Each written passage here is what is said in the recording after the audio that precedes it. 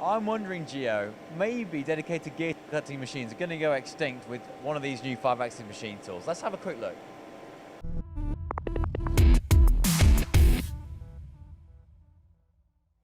So we're here at Paddock Gears. Now we're in front of a Takumi UR-1000, which they've just bought to help make their parts. Now, what kind of parts do they make? What requirements have they got? Well, Rowan, here at Paddock Gears, they make very specialised components, predominantly large components, but also small components too. These components are made from very hard, exotic materials, and they do a lot of gear work, you know. A lot of jig boring as well. Jig boring as well. So the components that you see here, unfortunately, we can't show them all due to NDAs, but they're some of the nicest components that we've had the pleasure to see. I've not seen better components probably in the past couple of months at least, definitely. Now, this machine it's got a 24,000 RPM spindle, but actually the key kicker here is the beautiful, massive C-axis rotary table and the extra axis you get on the head to allow you to do 5-axis machining.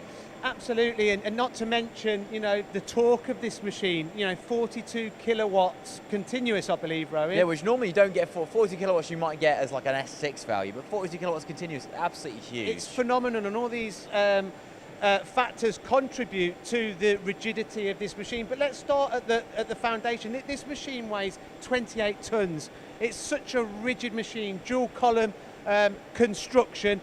And it's got the C-axis on this particular configuration with a 5th axis swiveling head, but there are 3 different types of configurations dependent on the customer's applications and requirement. Powered by the lovely Heidenhain control system. Yep, and new TNC 640. And you can tell us all about that in a minute when we discuss the gear programming. And the accessibility to this machine tool is also excellent. When you open the door, it also opens the roof. We've got to be a little bit careful here showing the components, so we might have to blur that component out. But you can see the accessibility, the ergonomics of this machine tool are absolutely... So your crane comes in, drops whatever heavy components you got.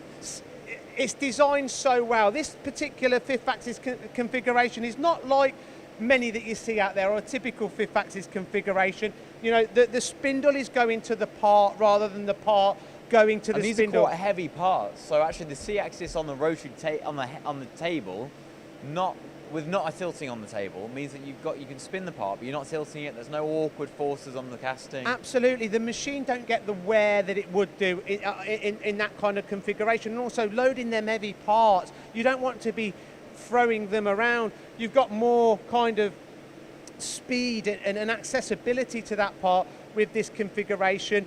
The swarf, how the swarf is being removed from the machine tool. 2 chip augers going back to a chip conveyor. Let's talk about the operations on the parts that Paddock are doing right now. Now, we've got, on this component now, which we can't show you unfortunately, we've got some helical splines, which are done with a form tool, which is a really quick operation. It literally, for each spline, it's a single pass. For me, I'm pretty amazed at that, especially in these harder materials. They're also machining spur gears, which I wasn't looking when they've only made a couple of teeth already, but I think it sounded like they were doing that in one pass as well, which they're quite deep spur gears, about that deep and that wide. So it's a lot of material they're taking out in a single pass. It's just a testament to the power in that spindle. Absolutely, Rowan, and I think that you've hit the nail on the head really in regards to the capabilities of this machine.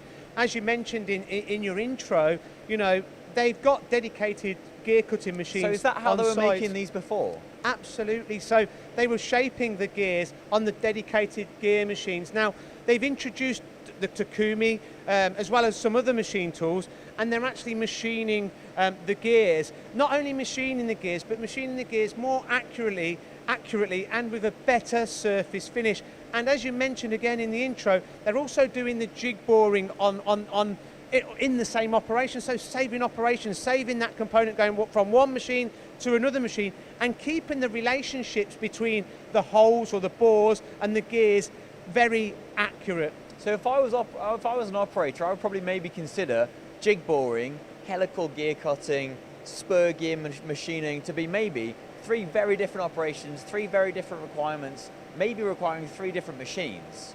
But on this Takumi, you can do all 3, and you can do it in one setup. There's obvious benefits from that. 1 setup time, not 3.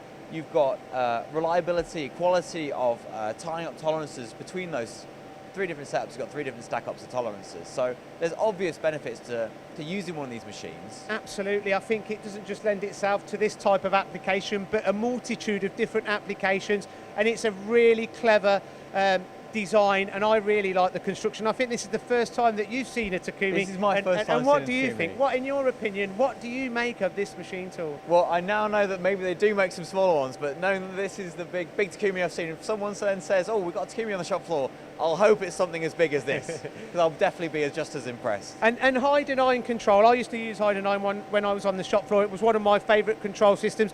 Can you tell us about this control system, Rowan, and what you like about it, and how easy it is to program the helical gears? Yeah, so I was talking to one of the operators, and he obviously said the Heidenhain, one of their old machines was a Heidenhain, the new one's a Heidenhain, and he said they just love how easy they are to use. There's that ease of use, the operator experience, but they actually program the helical spurs online. That means without cam. So they have a special little calculation that they do, I guess it might be an Excel spreadsheet for all I know, where they take the spur gear, the angle, the lead, and the diameter out from the center, and that gives them an incremental angle that they can program in with just a single line cut move. In Heidenhain, you just do a line cut, simple, which takes out all the complexity of using cam, all the complexity of processes, and that means that actually on the shop floor the guy can actually program these helical spurs, which are such complex, looking at them, such complex features. I'm really impressed. Control, machine,